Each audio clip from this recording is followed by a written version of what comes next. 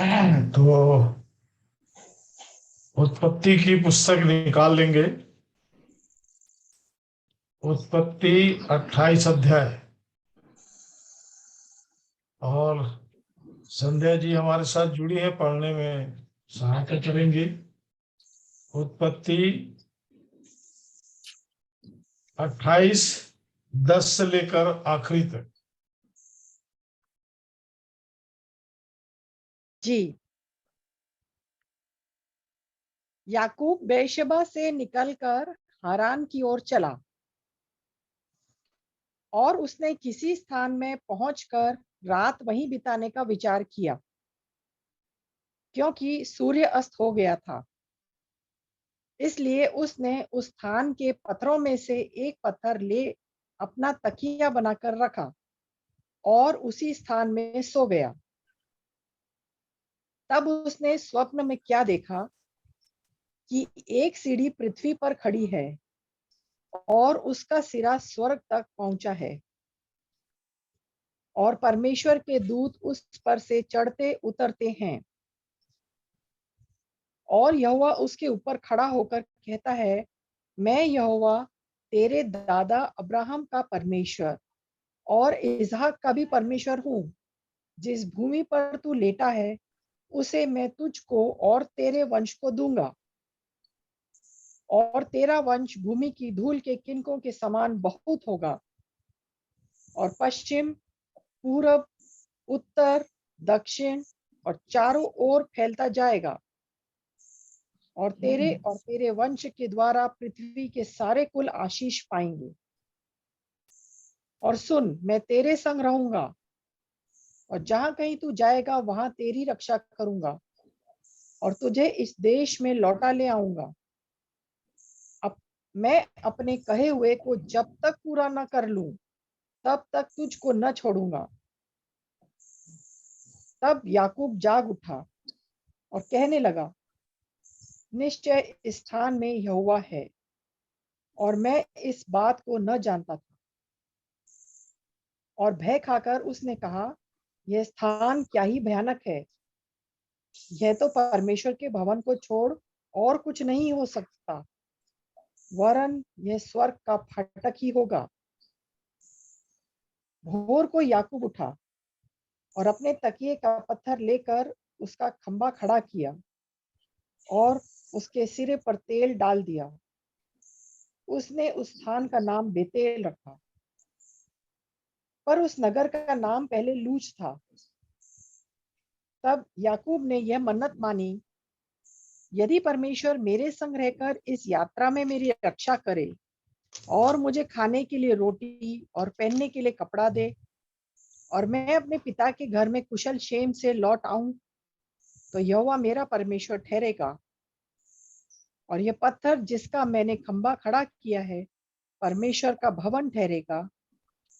और जो कुछ तू मुझे दे उसका दशमांश मैं अवश्य ही तुझे दिया करूंगा।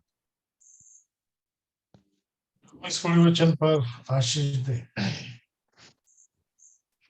परमेश्वर पिता का धन्यवाद करते हैं प्रभु यीशु मसीह में कि आज शाम को फिर से इस रात में मैं अपने प्रिय भाई बहनों के साथ में जुड़ सका हूं। और धन्यवाद करता हूं सबके लिए कि प्रार्थनाएं सब करते रहे और सबों के लिए भी करते हैं। मैं इसके लिए धन्यवाद करता हूं। धन्यवाद देता हूं उन भाई बहनों के लिए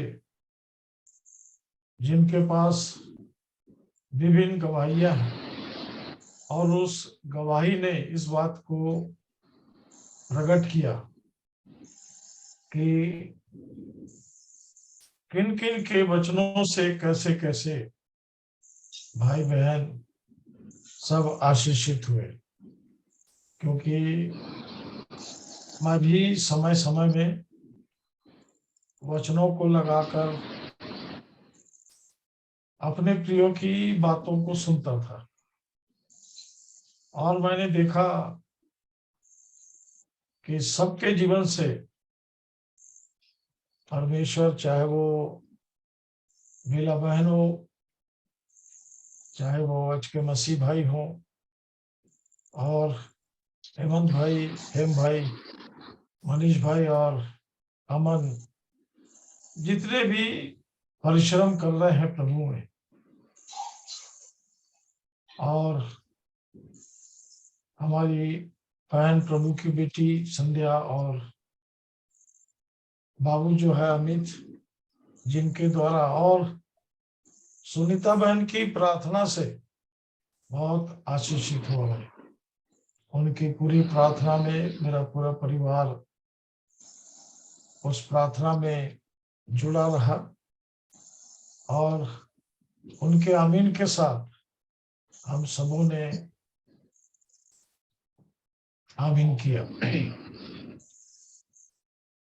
प्रियो, मुझे लग रहा है कि जिस काम को हम सबों ने बड़े प्रार्थना के साथ किया है, ये एक कामयाब कार्य है और ये आवाज के द्वारा कहाँ तक पहुंच रहा है, किस तक पहुंच रहा है, ये बहुत अच्छी बात है कि ये सब प्रभु के हाथ में है। हम लोग तो जो जमा हो रहे हैं और बहुत से भाई बहन हैं जो अपना समय चाह करके भी नहीं दे पाते। उन लोगों पर भी प्रभु अपनी करुणा बनाए हुए हैं कि वे सुनकर आशीषित हो रहे हैं। हाँ प्रिय, कुछ बातें बहुत सच्चाई की है। सच्चाई की मतलब इसको सत्य ने किया है, सत्य के द्वारा हमारे तक पहुंचाया जा रहा है। और इन दिनों मैं बहुत सी समस्याओं से गुजरा। मतलब घर से निकलने के बाद हम 4 दिन बिंदु जो हमारी बेटी है उनके परिवार में थे। वहां कोई भी हिंदी नहीं समझता और हिंदी नहीं समझने के कारण वो बैठ के मेरे तरफ दिखते थे, मैं उनके तरफ दिखता था। अब बिंदु कहीं ना कहीं काम में व्यस्त रहती थी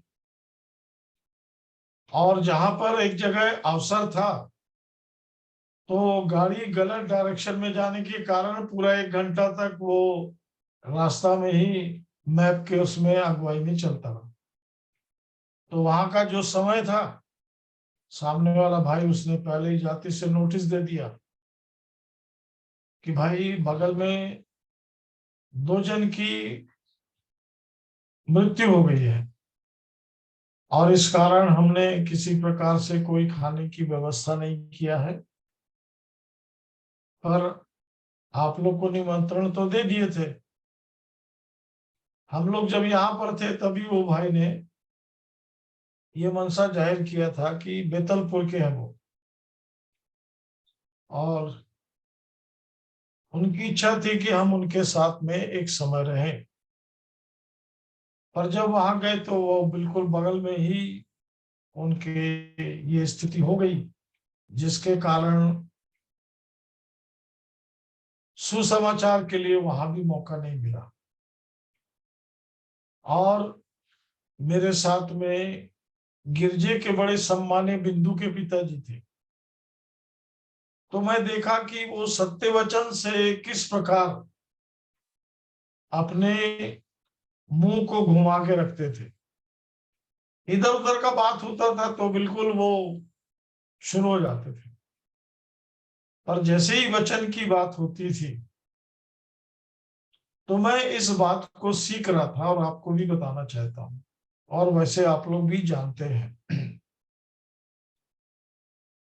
कि धर्म वालों को, अभी भाई ने प्रार्थना में उसको रखा भी, हमारे धर्म के काम मैले चिथड़े कपड़े के समान है।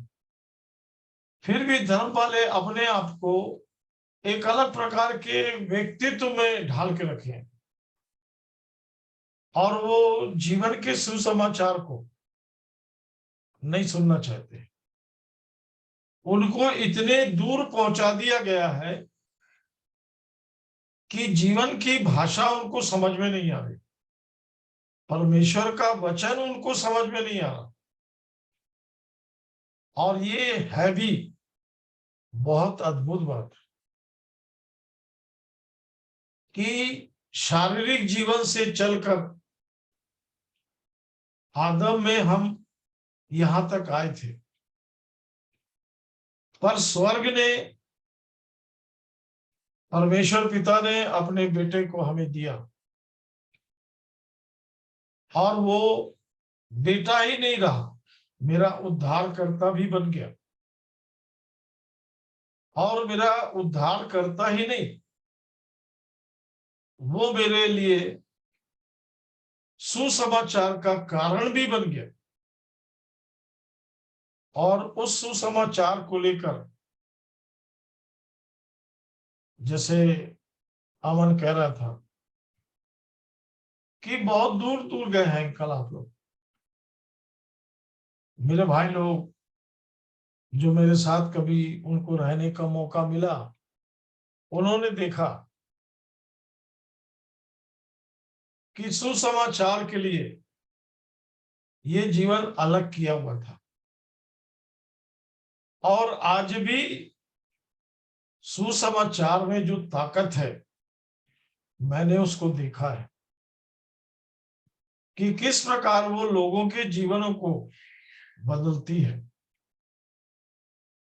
परमेश्वर की सामर्थ्य उसमें दिखाई दी और वो सामर्थ्य किस प्रकार से लोगों के जीवनों को बदलती है। परमेश्वर पिता का धन्यवाद करते हैं प्रभु यीशु के सामर्थी नाम में।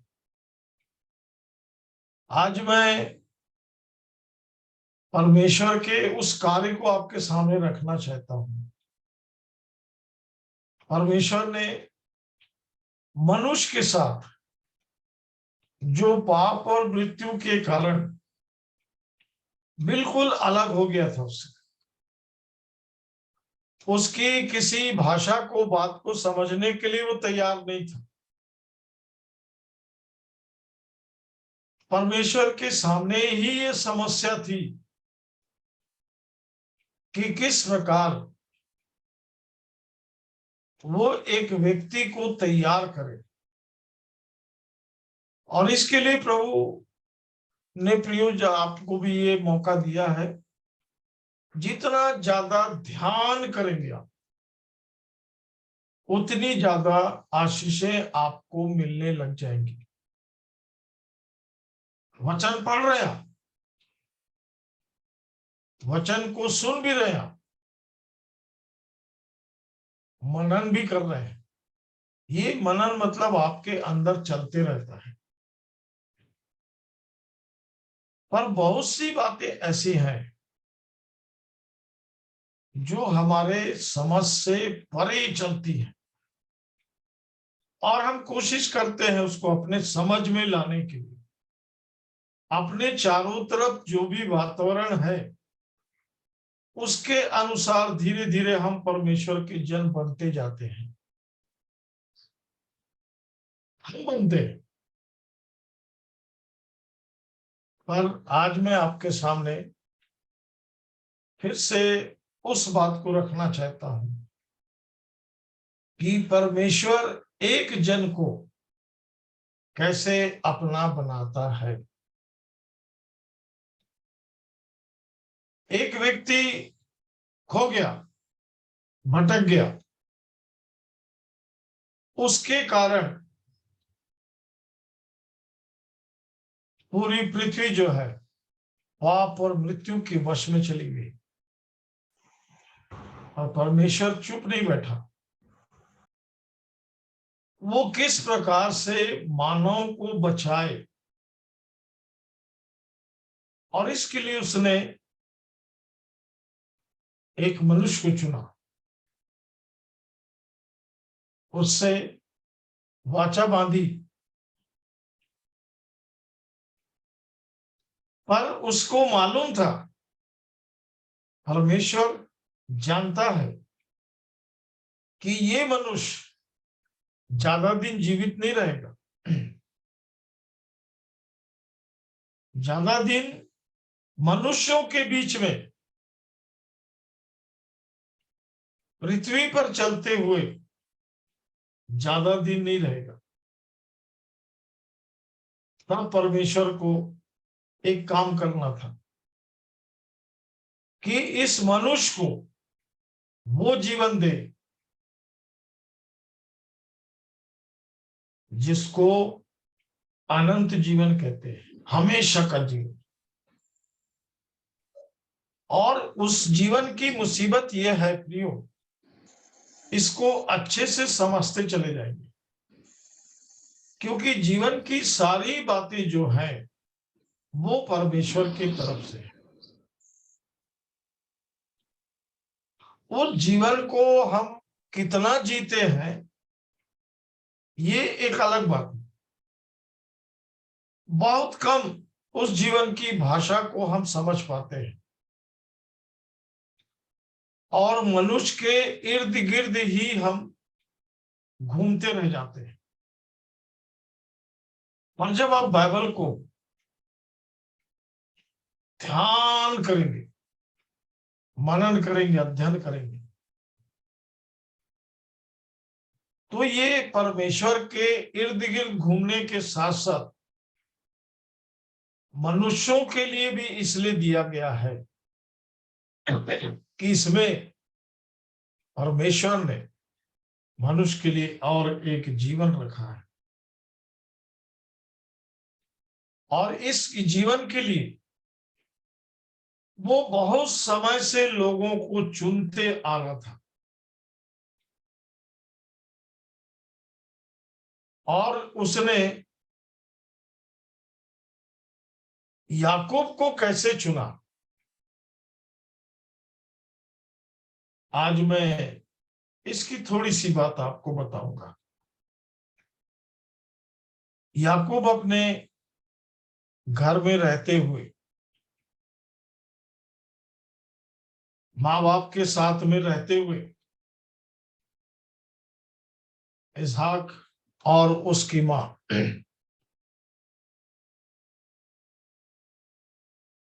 इसने जब सुना, खास करके इसकी माँ ने सुना कि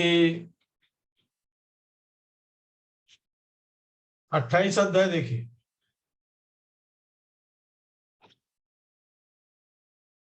और उसमें आप एक चीज को देखेंगे कि उसकी माँ ने जब इस बात को सुना कि उसका पिता उसको आशीष देना चाहता है बड़े बेटे को, एसाव को। अब इसको मैं आपको मेन बात बता दे रहा हूं, कैसे ये जुड़वा भाई हुए। बड़ा एसाव था, उसने एक टाइम के लिए भोजन के लिए अपने भाई को पहलौठे पद को बेच दिया। अब जब दोबारा उसको आशीष मिलना था, तो याकूब, जिसके नाम का मतलब ही है अड़ंगा मारने वाला, जो चीज उसकी नहीं है, ये सब लिखा हुआ है यहाँ पर, आप पढ़ेंगे आपको मिलते जाएगा, क्योंकि मुझे कुछ और बताना है आपको। तो याकूब ने, उसकी माँ ने उसको कहा कि तेरे पिता ने बोला है कि जा, क्योंकि बड़ा बेटा शिकारी था, वो शिकार करता था और उसके भोजन में उसका पिता सम्मिलित होता था। तो उसने उससे कहा कि तेरे शिकार को मैं खाकर तुझे जी भर के आशीष दूंगा। और इस आशीष को भी याकूब ने छल करके अपने नाम कर लिया। और जब उसके पिता को पता पड़ा कि याकूब आशीष ले गया, क्योंकि एसाव आया और उसने कहा कि तेरे पास मेरे लिए कोई भी आशीष बाकी नहीं है, तो उसने एसाव को भी ये बोल करके कि मैंने सारी आशीषें तो याकूब को दे दिया तुझे बड़ा समझ के। और फिर भी आशीषों में उसने एक बात कहा कि तू छोटे का दास होगा। मतलब याकूब प्रियो उस स्थान पर पहुंच गया जहां पर परमेश्वर उसको चुनने वाला था, क्योंकि उसने इब्राहिम को कहा, इसहाक को कहा, मैं तुझे आशीष दूंगा, परमेश्वर की आशीष। और उसने क्या क्या आशीष दिया इसको आप देख लेंगे। पर याकूब को विशेष रीति से विशेष दर्शन दिया। पहली बार यहां पर दर्शन शब्द आया। याकूब को दर्शन देकर परमेश्वर ने किस प्रकार से उसको दर्शन दिया, इसको देखेंगे अपन। 11 वचन से पढ़ेंगे, मत्ती 28 11 वचन से। जी। और उसने किसी स्थान में पहुंचकर रात वहीं बिताने का विचार किया, क्योंकि सूर्य अस्त हो गया था। इसलिए उसने उस स्थान के पत्थरों में से एक पत्थर ले अपना तकिया बनाकर रखा और उसी स्थान में सो गया। यहां पर एक शब्द आया, सूर्य अस्त हो गया था। याकूब अकेला घर से माँ बाप को, भाई को, सारे घर की जो व्यवस्था और इंतजाम था सबको छोड़ के यहां जंगल में अकेला पड़ा। शायद चारों तरफ पत्थर थे, इसलिए उसने पत्थर का अपना सिरहाना बना लिया। आगे पढ़िए। तब उसने स्वप्न में क्या देखा कि एक सीढ़ी पृथ्वी पर खड़ी है और उसका सिरा स्वर्ग तक पहुंचा है और परमेश्वर के दूत उस पर से चढ़ते उतरते हैं। और यहोवा उसके ऊपर खड़ा होकर कहता है, मैं यहोवा तेरे दादा अब्राहम का परमेश्वर और इसहाक का भी परमेश्वर हूँ। जिस भूमि पर तू लेटा है उसे मैं तुझको और तेरे वंश को दूंगा। ये समझने वाली बात है प्रियो। परमेश्वर कह रहा है मैं तुझे दूंगा, मैं तुझे दूंगा। परमेश्वर याकूब को एक ऐसे काम के लिए अलग कर रहा है, इसलिए वो जितनी भी घटनाएं हुई थी वो परमेश्वर उसको उस स्थान में पहुंचाकर, क्योंकि वहां पर एक सीढ़ी उसको दिखाई दी। ध्यान दीजिए, सीढ़ी स्वर्ग से जुड़ी थी, स्वर्गदूत आना जाना कर रहे थे। याकूब एक ऐसा मनुष्य था जो अकेले था वहां पर, वहां कोई नहीं था। वो किसी को आवाज भी देता, बोलता, बताना चाहता तो वो नहीं बता सकता था, क्योंकि वहां कोई नहीं था। कई बार प्रियो विभिन्न प्रकार की घटनाएं आती हैं, आपको अलग अकेले ले जाना चाहती है। और याकूब के साथ ये बार बार हुआ। जब वो सबको नदी पार करा दिया, वो आप अकेला रह गया, लिखा है। यहां भी वो अकेला था। आपको मालूम है, हम लोग अपने जीवन में उस एकांत जीवन में आ जाए जहां पर आप अकेले, जिसको बोलते हैं आपे में आना। क्योंकि याकूब से बड़ा धूर्त नहीं था कोई, वो धूर्त था, सबको ठग के आ रहा था। तेरे परमेश्वर ने मेरे सामने कर दिया। झूठ भी बोलते आ रहा था, अपने बाप को ठग रहा था, भाई को धोखा दे रहा था। सब कुछ, मैं नहीं कह रहा कि आपके साथ भी ऐसा कुछ होगा। परमेश्वर हर घटनाओं में आपको आपे में आई, मैं, और मेरे साथ प्रियो ये बहुत बार हुआ।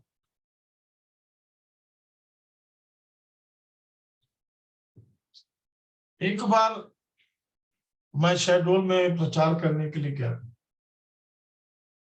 तो वहां देखा देवास सीएनआई के बहुत बड़े गिरजे के पास्टर भी वहां थे साथ में। और पास्टर जी ने पहले उनको बोलने के लिए मौका दे दी। वो जल्दी जल्दी 20 मिनट के अंदर प्रार्थना उतना करके सब खत्म करके बाइबल बंद करके आके बैठ गए। अब मेरा नंबर था, तो मैं खड़े होके एक गाना गवाया, क्योंकि मेरे को मालूम था कि अब मैं कितने देर बैठाऊंगा इनको। और 3 घंटे तक वो बैठे रहे, कोई हिला नहीं। उसके बावजूद मैं जब बोला, जब बंद करने जा रहा था, तो एक बड़े सम्मानीय भाई खड़े हुए, बोले डेविड अंकल, खाना वाना बिल्कुल रेडी है, और हम चाहते हैं कि थोड़ा सा आप और बोलिए। ठीक है, मैंने कहा आधा घंटे बोल देता हूँ। मैं आधा घंटे और बोल दिया। 3.5 घंटे हो गए।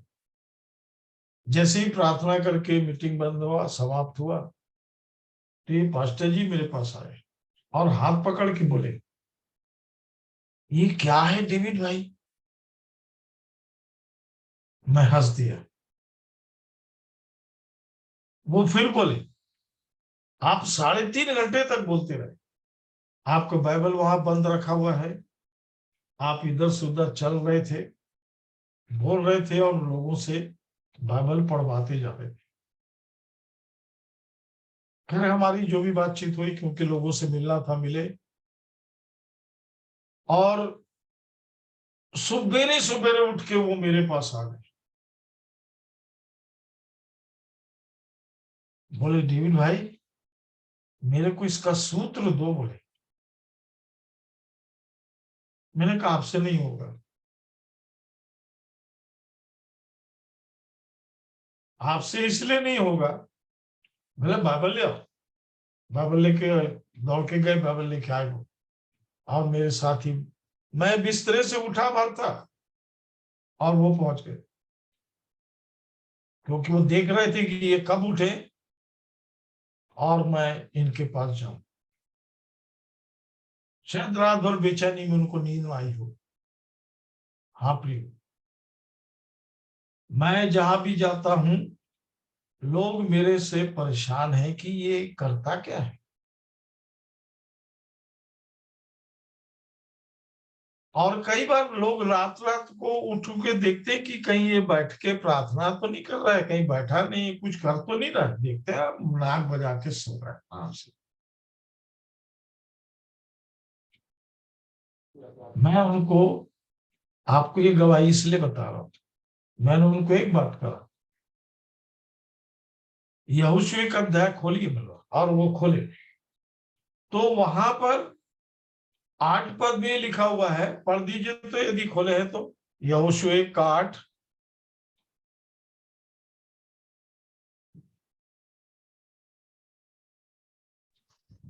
यहोशू 1 व्यवस्था का की 8। व्यवस्था की यह पुस्तक तेरे चित्त से कभी ना उतरने पाए। इसको हमको ध्यान रखना है कि बाइबल में लिखा क्या है। व्यवस्था की यह पुस्तक रटने को नहीं बोल रहा। मेरे जीवन को देख के बहुत लोग बोले हम लोग एक एक पद रटते हैं। मैंने कभी नहीं रटा। मेरे अंदर से एक आवाज आती है, मैं इसको जीता हूं। देखिए आगे क्या लिखा है, मैं इसको जीता हूं। इसी में दिन रात ध्यान दिए रहना, हाँ, इसलिए कि जो कुछ उसमें लिखा है उसके अनुसार करने की तू चौकसी करे। करने की चौकसी करे। जी, तेरे सब काम सफल होंगे और तू, क्योंकि प्रभावशाली इसमें होगा। जैसे लिखा है वैसा ही करना है। ऐसा दोबारा लिखा है, जी, इसमें जो लिखा है ये हमको पहला सूत्र दिया गया है। मैं उनसे बोला आपका नाम, आपका काम भव्य। खोए रहते हैं आप। मैं भी बहुत लोगों के बीच में खोया रहता था, प्रचार रात और दिन। प्रभु से सुना, प्रभु ने बोला तू मेरे साथ तो नहीं बैठा था भाई, मैं तेरे को नहीं जानता।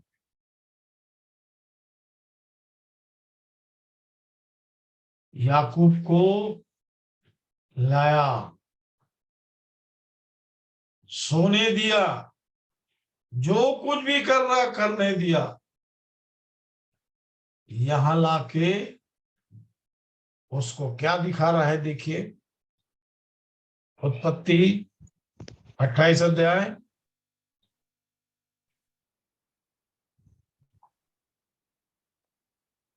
12 पद। तब उसने स्वप्न में क्या देखा कि एक सीढ़ी पृथ्वी पर खड़ी है और उसका सिरा स्वर्ग तक पहुंचा है और परमेश्वर के दूत उस पर से चढ़ते उतरते हैं और यहोवा उसके ऊपर खड़ा होकर कहता है, मैं यहोवा तेरे दादा अब्राहम का परमेश्वर और इसहाक का भी परमेश्वर हूँ। जिस भूमि पर तू लेटा है उसे मैं तुझको और तेरे वंश को दूंगा। हाँ, तेरे वंश को दूंगा। आगे। और तेरा वंश भूमि की धूल के किनकों के समान बहुत होगा हम्म, और पश्चिम पूरब उत्तर दक्षिण चारों ओर फैलता जाएगा। और ये तेरे वचन कुछ समय से मेरे अंदर चल रहा है, बराबर चल रहा है। अब इसको सब तक पहुंचाना है और उस तरीके से पहुंचाना है कि लोग आशीषित हों, सब भाई बहन बच्चे, और जो भी जब भी सुनेगा वो आशीषित हो। ये प्रभु का बड़ा अद्भुत इंतजाम है प्रिय। हाँ, आगे। और तेरे वंश के द्वारा पृथ्वी के सारे कुल आशीष पाएंगे। आगे। और सुन, मैं तेरे संग रहूंगा और जहां कहीं तू जाए वहां तेरी रक्षा करूंगा और तुझे इस देश में लौटा ले आऊंगा। जब तक मैं अपना किया हुआ काम तेरे जीवन में नहीं करूंगा तब तक तुझे नहीं तुझको न छोड़ूंगा। छोड़ूंगा। और प्रियो, परमेश्वर एक एक नाम को जानता है, एक एक जीवन को जानता है। आप कब कहाँ रहते हैं, कैसे रहते हैं, आपके लिए परमेश्वर के पास योजना है। और उस योजना को जानने के लिए आपके पास बस एक ही चीज है, आप शांत हो जाए। और पूरी ताकत लगा लीजिए आप, शांत और अकेले नहीं हो पाते आप। कोई ना कोई बात आपके अंदर में आपको परेशान करती है, आप नहीं है, वो आप नहीं कर रहे। मैं क्यों भी लोगों से बोलता हूं, मैं उंगली पे सब गिरा देता हूं कि आप क्या क्या करते हो, वो परेशान हो जाते हैं। तो मैं कोई ऐसा भविष्यवक्ता नहीं हूं कि मैं सब जानता हूं। काम मैं उनको बताता हूं कि बाइबल में लिखा है कि ये काम कराने वाली आत्मा आपके अंदर है और आप उसको नहीं रोक सकते, आप उसको नहीं रोक सकते। इसके लिए क्या करता है परमेश्वर? प्रभु यीशु मसीह के द्वारा एक नया जीवन देता है, और उस जीवन को देने के लिए प्रयोग बहुत दूर चला परमेश्वर हमारे साथ। बहुत से लोग इस जीवन को पाए बिना, बहुत से लोग इस जीवन को समझे बिना इस दुनिया से चले गए। और इसीलिए इब्रानी की पुस्तक को इसी संत करता है कि हमारे बिना लोग उस सिद्धता को प्राप्त नहीं करेंगे, इसलिए हमें परिश्रम करना पड़ता है। तो परमेश्वर मेरे और आपको चुन रहा है, इसको मैं रखूंगा आपके सामने। नहीं प्रयोग, ये स्वर्गीय प्रबंध देखिए, सीढ़ी स्वर्ग से खड़ी है। यीशु मसीह के आने के समय भी ये सीढ़ी ने अपने आप को प्रकट किया। यूहन्ना 1 अध्याय का 51 आखिरी पद पढ़िए।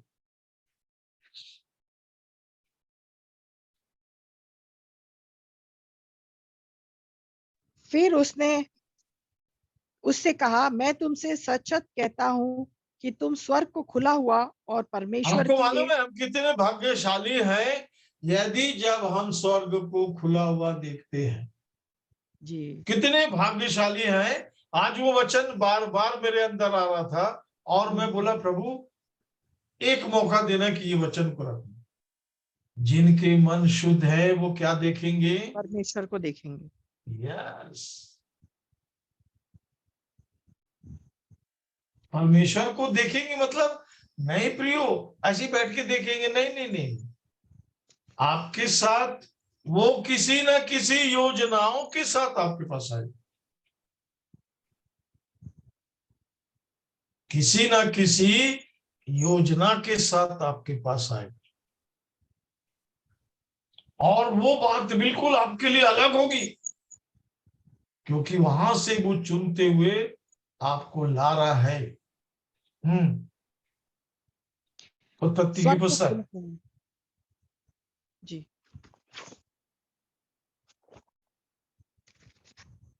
आगे पढ़ेंगे।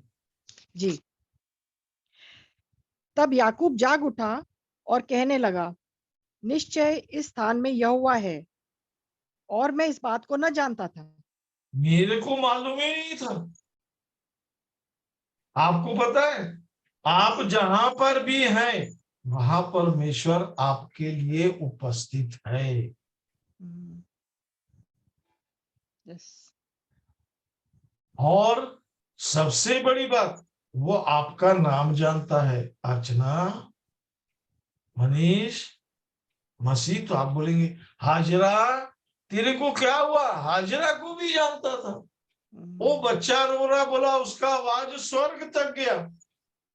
और परमेश्वर किसको कहते हैं मालूम है? आप जो मन में सोचते हैं वो परमेश्वर सुनता है। मैं इसी बात को बहुत डरता हूं प्रियो, कहीं मन में कोई अनर्थ बात तो नहीं चल रही, क्योंकि परमेश्वर उसको भी सुन रहा है। तो अनर्थ बात वाले के साथ परमेश्वर का संबंध टूट जाएगा। एक बात ध्यान रखेंगे, ये सार्वजनिक काम नहीं है प्रिय। हम सब प्रभु का दर्श, ये आपसे प्रभु यदि मिलता है, बोलता है, तो उसके पास कोई ना कोई योजना है। ड्यूटी में मैं बैठा था उस समय जब नौकरी कर रहा था, और प्रार्थना करके उठा, और मैं बोला आज मसीह भाई रोज आके बैठते हैं और सुन के चले जाते। तो मसीह भाई वहां से आ रहे हैं, वो यही सोच के कि वो मैं जाके डेविड भाई को बोलूंगा कि मैं आता हूं, सुनता हूं, चले जाता हूं। आज प्रभु मेरे से बोला तुम करते क्या हो? आपसे बोलेगा। याकूब नहीं जानता था कि परमेश्वर यहां पर है। याकूब ने अपनी जानकारी कैसे छोड़ा, ये मैं आपको बताना चाहता हूं। याकूब ने अपनी जानकारी वहां पर कि परमेश्वर मुझे यहां मिला था, परमेश्वर ने यहां मुझसे बात किया, परमेश्वर ने यहां पर मुझे बताया। पढ़िए आगे। और भय खाकर उसने कहा, यह स्थान क्या ही भयानक है। यह तो परमेश्वर के भवन को छोड़ और कुछ नहीं हो सकता, वरन यह स्वर्ग का फाटक ही होगा। धन्यवाद। एक बार और पढ़ भोर दीजिए इस को पद को। याकूब, क्या समझ रहे हैं आप? इस पद को एक बार और पढ़िए, क्या समझते हैं देखिए। और भय खाकर उसने कहा, यह स्थान क्या ही भयानक है। हाँ, जहां परमेश्वर है वो स्थान भयानक है। भयानक है। ऐसा नहीं प्रिय ऊपर लिख दी सारी पृथ्वी चुप की रहे, परमेश्वर यहाँ पर उपस्थित है, बाइबल का पद वहां डाल दिए। आदमी का जीवन वो है कि नहीं है? ये स्थान क्या ही भयानक है। और आगे कहता है, यह परमेश्वर के भवन को छोड़ और कुछ नहीं हो सकता, वरन यह स्वर्ग का फाटक ही है। मैं और आप स्वर्गीय होने की निश्चयता को पाते चले जाइए। स्वर्ग आपके मरने के बाद काम करेगा, स्वर्ग आपके मरने का इंतजार कर रहा है। स्वर्ग आपके बोर्ड लगेगा कि ये स्वर्ग चला गया तब आप स्वर्गीय होगे।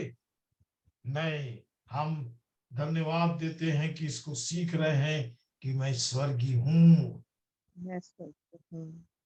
याकूब यहाँ पर लेटे लेटे देखा, जाग उठा, उठ के बैठ गया, ये तो स्वर्ग का फाटक ही है। स्वर्ग उससे कुछ बोल रहा है। देखिए आगे। भोर को याकूब उठा और अपने तकिए का पत्थर लेकर उसका खंबा खड़ा किया और उसके सिरे पर तेल डाल दिया। और क्या बोला उसने आगे? उसने उस स्थान का नाम बेतेल रखा,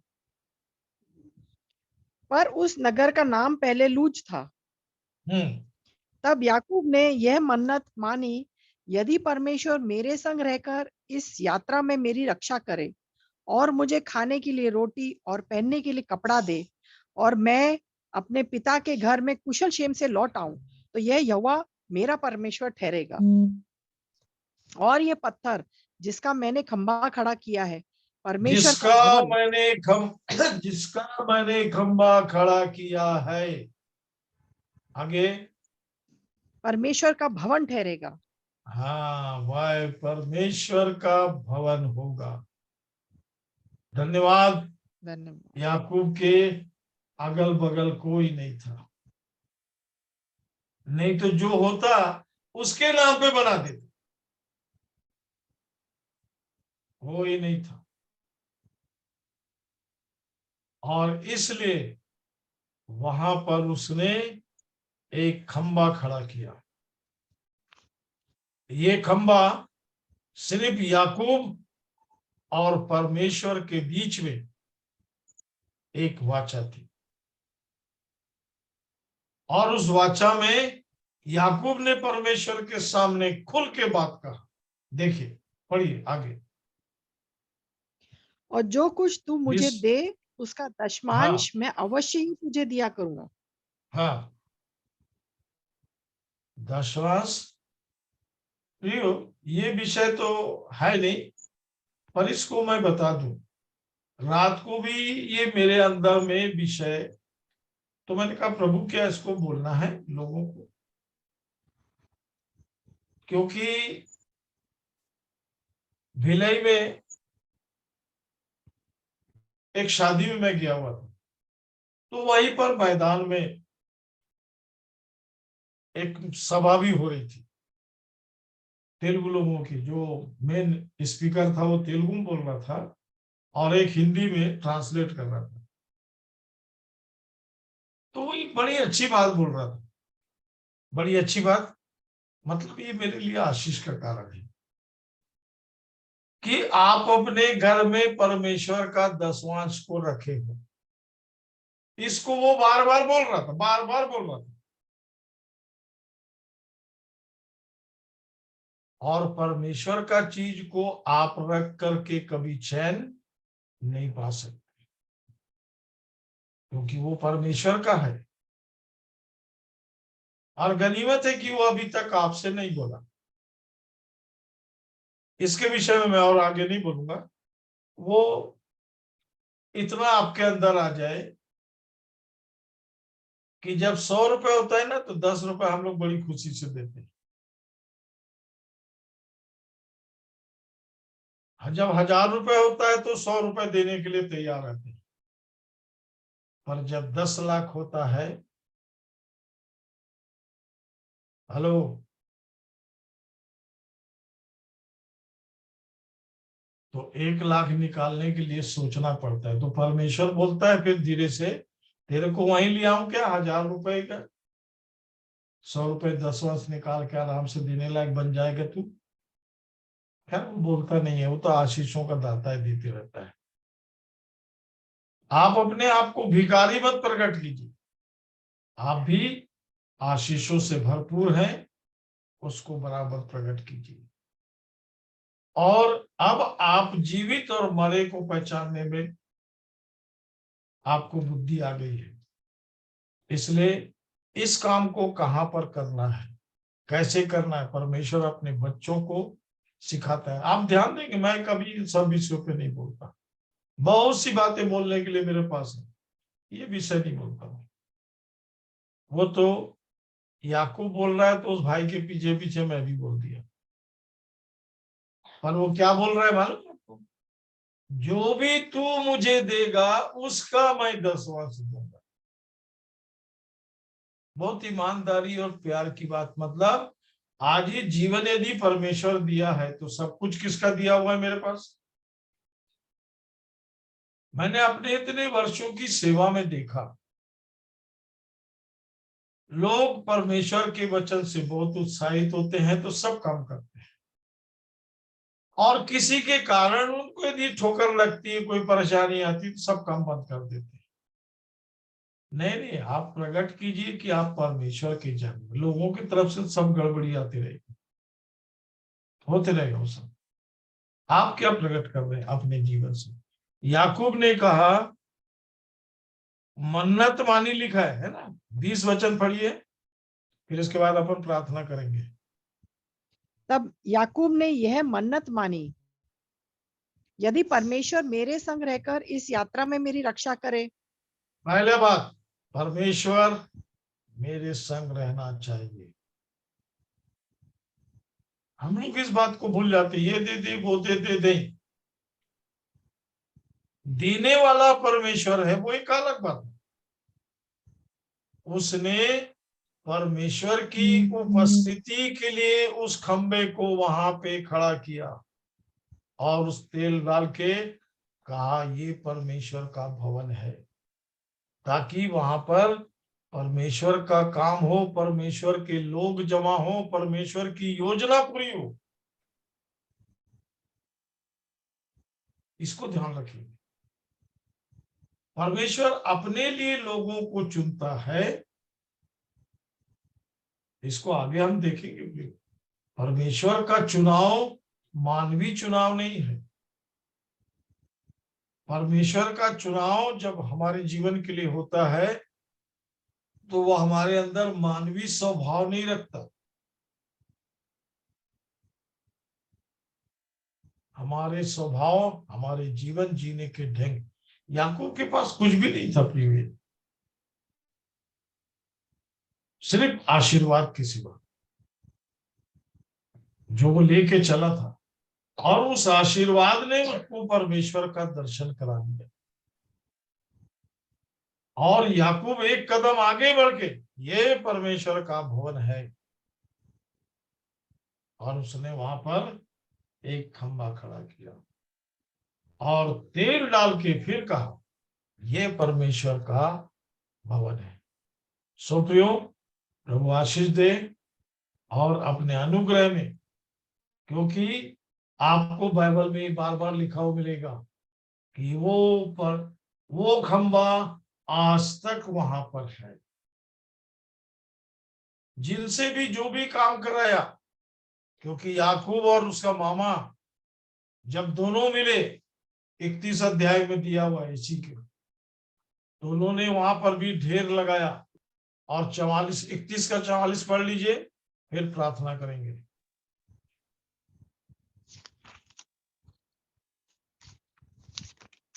30 का 44। अब आ, मैं और तू दोनों आपस में वाचा बांधे, आगे और वह मेरे और तेरे बीच साक्षी ठहरे। आगे। तब याकूब ने एक पत्थर लेके उसका खंबा खड़ा किया। हाँ, मतलब उसका क्या प्रयोजन है पूछा। बोला ये खंबा अब से गवाह है, तू इधर नहीं आएगा और मैं उधर नहीं जाऊंगा। पढ़ लीजिएगा आप आगे, ध्यान कीजिएगा और मनन कीजिएगा। चलिए प्रार्थना करेंगे और संध्या जी प्रार्थना में अगुवाई करेंगे। पवित्र पवित्र पवित्र प्रेमी दयालु पिता परमेश्वर, प्रभु यीशु मसीह में धन्यवाद धन्यवाद धन्यवाद धन्यवाद। स्वर्गीय पिता, आपकी मान दया करुणा हम पर बनी रही।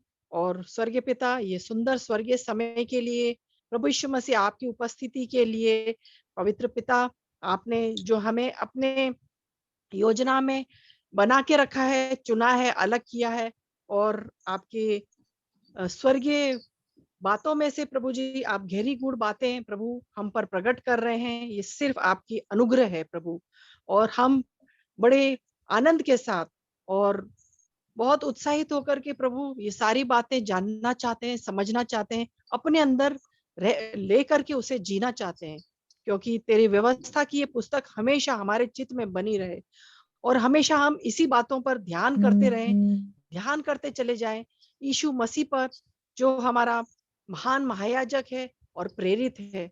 और पिता परमेश्वर, आपको मैं धन्यवाद देती हूँ, धन्यवाद धन्यवाद धन्यवाद, आपके प्रेम के लिए, आपके अनुग्रह के लिए, आपकी दया के लिए, आपकी करुणा के लिए। आप हमसे कितना प्यार करते हैं पिता, कि आप हमें सब कुछ आपने हमें दे दिया, सब कुछ आपने हमें लिखित में दिया है।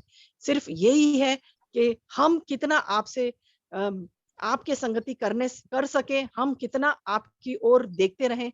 और पवित्र आत्मा, आपको धन्यवाद देती हूँ कि आप ही हमें ये सारी बातों की समझ देते हैं, हमारे हृदय की आंखों को आप खोलते हैं, ज्योतिर्मय बनाते हैं।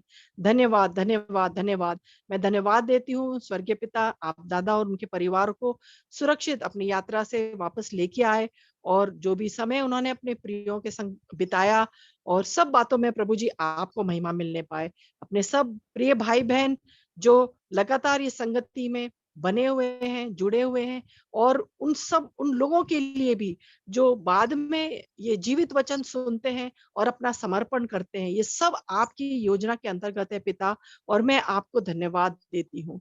धन्यवाद स्वर्गीय पिता, आपकी ये आपकी ओर से उपाय है प्रभु जी, क्योंकि आप जानते हैं कि मनुष्य कितना कमजोर है और उसको यीशु की जरूरत है। यीशु के बिना कोई भी अपना जीवन, ये जो स्वर्गीय जीवन आपने दिया है, वो नहीं जी सकता, पापों से छुटकारा नहीं पा सकता, बंधनों से छुटकारा नहीं पा सकता, अंधकार से ज्योति में नहीं आ सकता।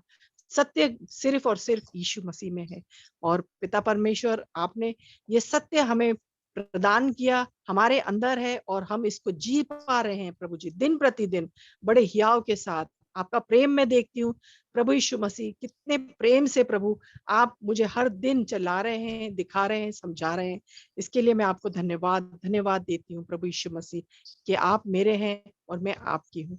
और हर एक भाई बहन के लिए भी प्रभु जी, जो वचन की सेवकाई कर रहे हैं, औरों को भी प्रभु जी ये जीवन का सुसमाचार दे रहे हैं। और बहुत सारे लोग प्रभु जी आपके योजना में आ रहे हैं, और हर एक जगह, हर एक स्थान में जहाँ भी प्रभु जी, जहाँ से भी हम सब जुड़े हुए हैं प्रभु, लेकिन एक आत्मा में आपके साथ हैं प्रभु जी।